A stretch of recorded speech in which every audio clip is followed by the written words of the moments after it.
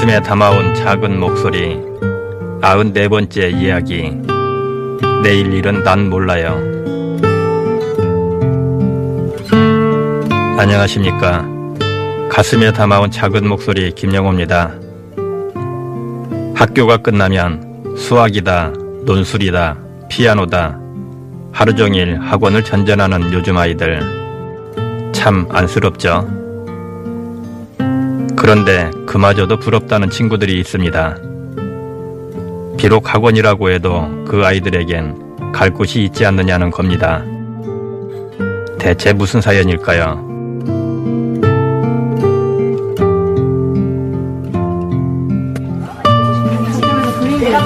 우리 자주 가는 곳 있잖아. 거기로 가자. 그래, 그쪽으로 가자. 정아 먼저 가 있을게. 같이 가자. 영어 수업의 친구들 모여라.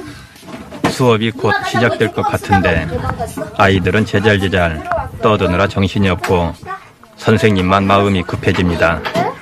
얘들아, 우리 영어 선생님하고 이제 만난 지 2번째 날이야, 오늘. 그치요? 첫 번째 날이에요. 수업은 첫 번째 날이에요. 그러니까 오늘부터 잘하면 되는 거야. 오늘부터 시작하면 되는 거야. 꿈을 가지고 한번 해보자.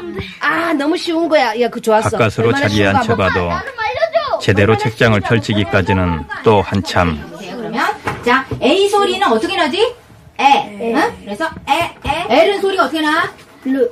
자, 램. 네. 그래도 막상 수업이 시작되니 아이들의 얼굴은 사뭇 진지해집니다.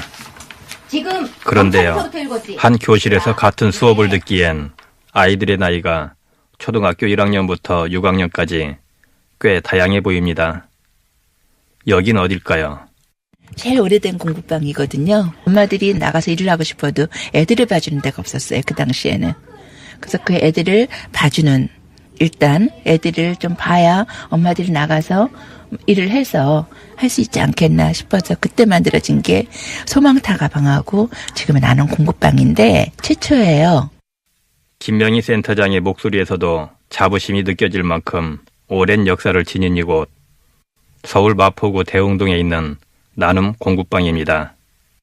올해로 꼭 30년이 됐는데요.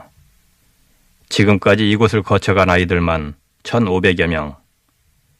요즘도 초등학교 1학년부터 고등학교 3학년까지 다양한 연령대의 아이들이 이곳을 찾는다고 합니다. 지금 방학이잖아요. 지금 애들 보통 9시에 와서 밤에 10시까지 있고, 학기 중에는 이제 학교 끝나고 와서 밤에 10시까지 있고, 그리고 공휴일 날, 토요일 날은 아침에 9시부터 저녁 6시까지 있고. 이쯤 되면 아이들에겐 그저 학교 끝나고 잠깐 와서 놀다 가는 공부방이 아니라 또 다른 집일 것 같은데요. 김명희 센터장님도 비슷한 얘기를 하더군요. 이 센터는 또 하나의 가정이거든요. 지역아동센터는 부모님들이 일하러 나가셨을 때 아이들이 방치되지 않고 보호해줄 수 있는 이런 공간이 필요하고. 그래서일까요? 나눔 공부방에서 만난 아이들의 얼굴은 하나같이 참 밝고 예뻤습니다. 이 아이 준영이도 그랬습니다. 3학년이요. 1학년 때부터 다녔어요. 벌써 3년째 나눔 공부방을 다니고 있다는 준영이. 처음에 어떻게 여기로 오게 됐냐고 물었더니 이지은이라는 애가 있는데 그 애랑 그때 친해가지고 저가 그 애를 따라갔는데 차가 움직이니까 이지은이 거기에 타가지고 차가 멈춰가지고 그쪽에 이지은이 있는 거예요. 그래가지고 그쪽에 들어가 봤는데 공부방이었어요. 뭔가 열심히 설명을 하긴 하는데 그러니까 한마디로 친한 친구를 따라왔다는 말 맞죠? 나눔 공부방의 공민숙 선생님 얘기를 들어보니 준영이처럼 공부방을 열심히 다니는 친구도 또 없다고 합니다. 사실 365일 중에 빠진 날이 없는 것 같아요.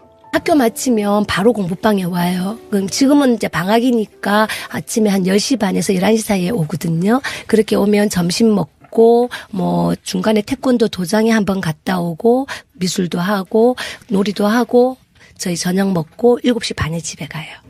학교 끝나면 애들이 놀자고 애들이랑 하는데 저는 또 공부방을 가야 돼가지고 놀 수 있어서 오면은 애들이랑 형들이 있고 형들이랑 놀면서 공부도 하면서 재밌게 지냈어요.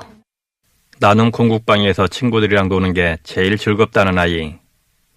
하지만 준영이가 이곳에 개근하는 이유는 그게 전부가 아닙니다. 일단 엄마랑 지금 같이 살고 있진 않아요. 엄마가 이제 외국인, 그냥이 아버님이 척수염이라고 해서 장애 등급을 받고 계시고 굉장히 고통 속에 있으세요. 그 아픈 아버지가 이 아들을 키운다는 게 너무 쉽지 않아요. 저희 같은 경우는 여기 와서 점심, 저녁 식사 해결하는 겁니다.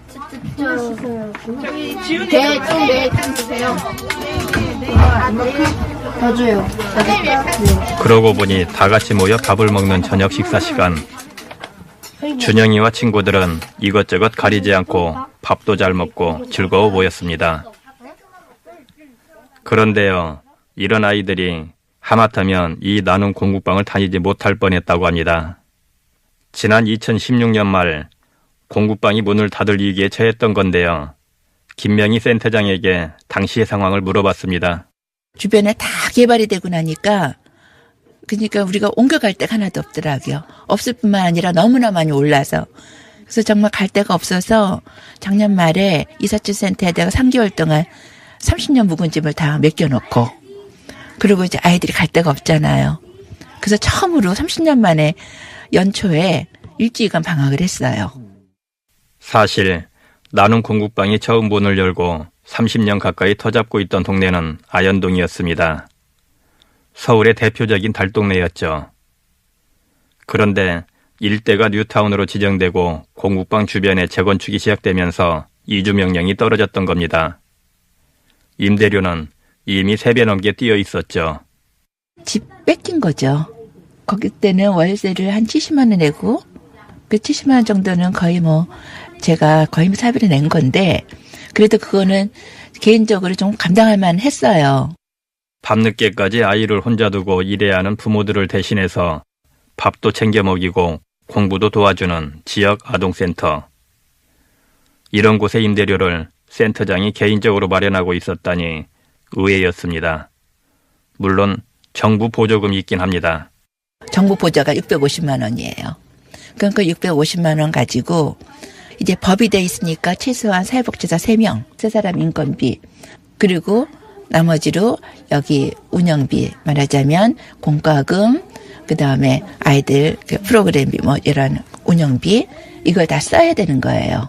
인건비까지. 그러면은 주는 돈 가지고 이게 지금 되나요? 전혀 안 되는 그거는 죽어도 깨도 안 되는 거잖아요. 12월 말에 제가 위장병 걸려가지고 죽다 살아났다니까요. 그거 신경 쓰느라고. 오죽하면 생병을 다 알았을까. 차라리 이주 명령이 떨어지기 전에 사정을 털어놓고 정부의 도움을 청해볼 수는 없었을까요? 했죠. 굉장히 많이 했는데 정부 대책은 뭐였냐면 여기는 아이들을 전부 다 흩어서 각각 이렇게 얘네들도 이사 갈 거니까 그 가까운 데로 보내는 방법밖에 없지 않겠냐. 애들을 다 보내고 나면 그러면 이제 소수 아이들만 남을 텐데 그럼 그 소수의 아이들은 움직여 나갈 수 있는 곳이 좀 있지 않겠냐 하는 게 대안이었어요. 그래서 우리 애들을 전부 다 흩뜨겠다. 언뜻 생각하면 합리적인 것 같지만 아이들의 입장에서 조금만 더 생각해보면 이건 결코 좋은 대안이 될 수 없습니다.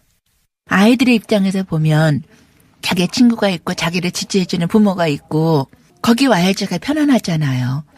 자기의 과거부터 자기를 다 전부 다 알아주는 사람이 없는 곳에 애들이 편안하지 않잖아요. 특히 나눔 공국방의 경우는 더 그렇다고 하는데요. 공민숙 선생님의 말입니다. 저희 공부방에 지금 치료를 받는 친구들이 좀 많이 있어요. 이게 아동 학대와 연루된 친구들도 많이 있고요. 그러다 보니 아이들 상처가 되게 많이 있어서 그 친구들끼리 트러블이 또 생기는 거예요. 그래도 그렇게 하면서 시간이 지나면서 점점 자리를 찾아간다는 거죠. 이게 친구들 서로 인정해 주는 거예요. 쟤는 아프니까 이렇게 하고 그냥 조금 기분 나빠도 넘어가는 부분들도 있어요. 그래서 그게 가족화되는 것 같아요. 그래서 또 도와주게 되고 선생님한테도 오히려 변론을 해줄 정도로 자기들끼리. 이미 가족이 된 아이들을 서로 헤어지게 할 수 없다는 것.